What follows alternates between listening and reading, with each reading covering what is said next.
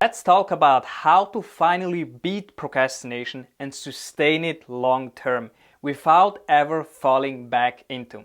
Hi, my name is Hamzah Salim and I help ambitious people use their exact purpose so that they can live life on their own terms. So the first step that I've taken to finally beat procrastination is by creating a compelling life vision.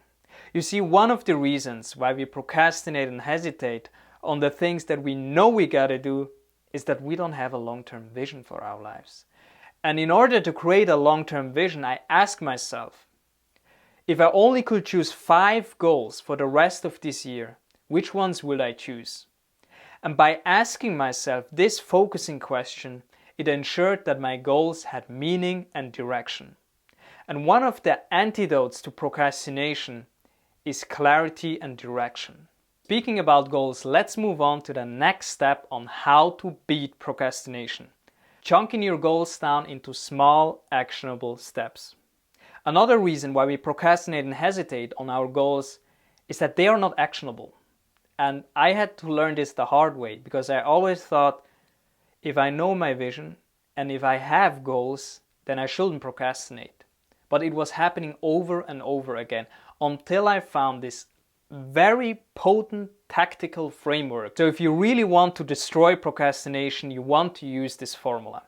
You break your goals down into projects, specific action steps, and exact dates. Let's take an example. Let's say you want to hit 10,000 YouTube subscribers by the end of the next year. This is a very specific goal. Now you break it down into a project, and the project could be uploading 1 YouTube video a week. Then you want to break that project down into small, specific action steps. So you ask yourself, what are the actions that I have to take to complete this project? Now, in our case here, it could be choosing a topic, researching titles, creating thumbnails, writing an outline, filming the video, editing the video, etc. So after you have identified your specific action steps, you want to sequence them and schedule them. Because what gets scheduled gets done. I repeat, what gets scheduled gets done. Another antidote to procrastination that I found in my journey is specificity. So let's move on with the example. Now it's Monday and your schedule could look like blocking out the morning to do research, which topic you want to talk about, choosing a title, creating an outline, and then maybe in the afternoon you want to block out time to set up the gear, then you want to actually film the video, then on Tuesday you want maybe block out the morning to edit. You see how specific and logical the action steps are? I found if you break down your projects into the smallest action steps, beating procrastination is really a walk in the park. By the way, if you found this video valuable, let me know in the comment section below what your biggest takeaway is. I really like reading through your comments. Now, with that out of the way, let's move on to the next step that I've taken to beat procrastination. And that is doing the things that you resist the most. Another reason why we procrastinate is fear. Fear of being judged and fear of failure are the biggest fears that stifle our progress. I remember when I was creating my first YouTube video, I was so scared of being judged and I was so scared of failing because back then I had limiting beliefs like my English is not good enough and all sorts of trouble. And I was putting off uploading my first video for months until one day I was honest with myself and said, you know what? I don't care. I just upload that video. I don't care about the outcome. I just do whatever it takes. I just move through that fear. And after that experience, I realized that the single most important thing that I can do is moving through resistance.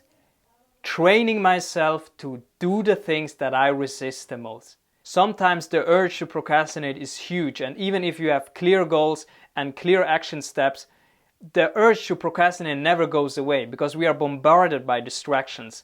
And this is where you need to build your interior core and have some grit.